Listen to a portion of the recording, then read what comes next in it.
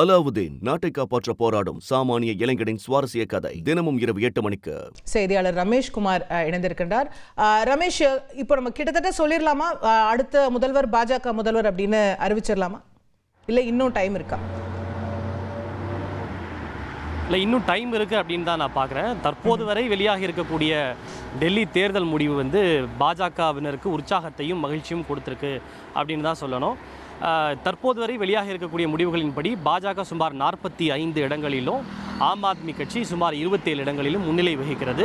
டெல்லியில் ஆட்சி அமைக்க மொத்தம் 36 இடங்கள் தேவை. அதை விட கூடுதலான இடங்களில் தான் பாஜக தற்போது முன்னிலை வந்து இருக்கிறது. தேர்தல் ஆணையத்தினுடைய அதிகாரப்பூர்வ தரவுகளை நான் பார்த்தோம் அப்படின்னா பாஜக அதிகாரப்பூர்வமாக 38 இடங்கள்லையும், ஆம் ஆத்மி கட்சி 27 இடங்கள்லையும், காங்கிரஸ் ஒரு இடத்திலும் முன்னிலை இருப்பது குறிப்பிடத்தக்கது. தற்போதைய நிலவரம் பாஜகவிற்கு சாதகமாக இருக்கிறது. ஆனால் இன்னும் ஒரு மணி நேரத்திற்கு பிறகுதான் இது பாஜகவுக்கு முழுமையாக இது சாதகமாக அமையுமா அல்லது ஏதேனும் மாற்றங்கள் இருக்குமா அப்படின்றத நம்ம பார்க்க முடியும். ஏனென்றால் காலையிலிருந்து ஆம் ஆத்மி கட்சியை சார்ந்த சில மூத்த தலைவர்கள், அரவிந்த் கெஜ்ரிவால் உட்பட முக்கியமான தலைவர்கள்லாம் பின்தங்கி இருந்தனர். தற்போது அவர்கள் எல்லாம் வெற்றி வாய்ப்பை நோக்கி முன்னேறி கொண்டிருக்கின்றனர். காலையில் தபால் வாக்குகள் தொடங்கியதிலிருந்தே புதுடெல்லி சட்டப்பேரவை தொகுதியில் அரவிந்த் கெஜ்ரிவால் தொடர்ந்து பாஜக வேட்பாளரை காட்டிலும் பின்தங்கியே இருந்தார். சுமார் 1500 வாக்குகள் வித்தியாசத்தில் பின்தங்கி இருந்தார். அதன் பிறகு மின்னணு வாக்குப்பதிவு இயந்திரத்தில் முதல் சுற்று வாக்கு எண்ணிக்கையின்படி பாஜக வேட்பாளரை காட்டிலும் அரவிந்த் கெஜ்ரிவால் 74 வாக்குகள் வித்தியாசத்தில் பின்தங்கி இருந்தார். தற்போது அடுத்த சுற்று வாக்குகள் என்ன தொடங்கியிருக்கக்கூடிய நிலையில் அரவிந்த் கெஜ்ரிவால் தற்போது முன்னிலை வகிக்கிறார். பாஜக வேட்பாளர் பர்வேஷ் வெர்மாவை காட்டிலும் சுமார் 254 வாக்குகள் வித்தியாசத்தில் அவர் முன்னிலை இருப்பது குறிப்பிடத்தக்கது. எனவே முக்கியமான தலைவர்களை பொறுத்த வரைக்கும் கொஞ்சம் கடும் போட்டி வந்து இருக்கிறது. ரிசல்ட் கொஞ்சம் ஒரு டஃப் ஃபைட் இருக்கிறதுனால கொஞ்சம் மாறி மாறி வரதை நம்மளால் வந்து பார்க்க முடியுது. முக்கியமாக டெல்லியினுடைய முதல்வர் அதிஷி வந்து காலையிலிருந்து தற்போது வரைக்கும் பாஜக வேட்பாளர் ரமேஷ் பிதூரியை காட்டிலும் அவர் பின்தங்கியே இருக்கிறார் என்பது குறிப்பிடத்தக்கது.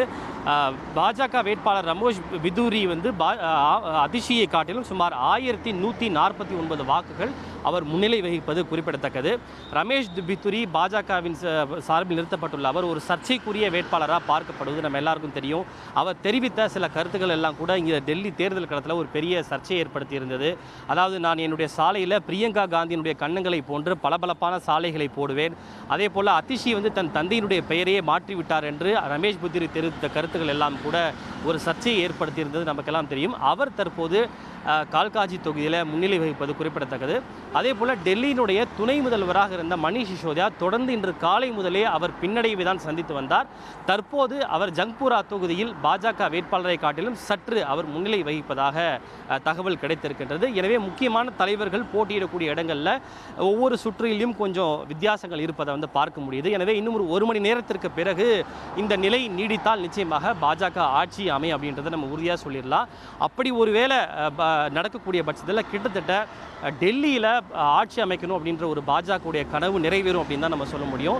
27 ஆண்டுகளுக்கு பிறகு டெல்லியில் பாஜக ஆட்சி அமைப்பதற்கான வாய்ப்புகள் அதிகம் இருக்கிறது. டெல்லி சட்டப்பேரவை தேர்தல் நடைபெற தொடங்கிய உடனேயே முதல்ல இங்கே ஆட்சியை பிடித்த கட்சி பாஜக தான். ஆனால் அதன் பிறகு கடந்த 28 வருடங்களாக டெல்லியில் பாஜகவால் ஆட்சியை பிடிக்க முடியல. நாட்டையே ஆட்சி செய்யக்கூடிய கட்சியாக பாஜக இருந்தாலும் நாட்டின் தலைநகரில் ஆட்சியை பிடிக்க முடியல அப்படின்ற ஒரு பெரிய ஒரு குறை பாஜக தரப்பு வந்தது. அந்த குறை இந்த முறை சட்டப்பேரவை தேர்தலில் பாஜகவுடைய குறை நீங்கும் அப்படின்னு தான் எதிர்பார்க்கப்படுகின்றது.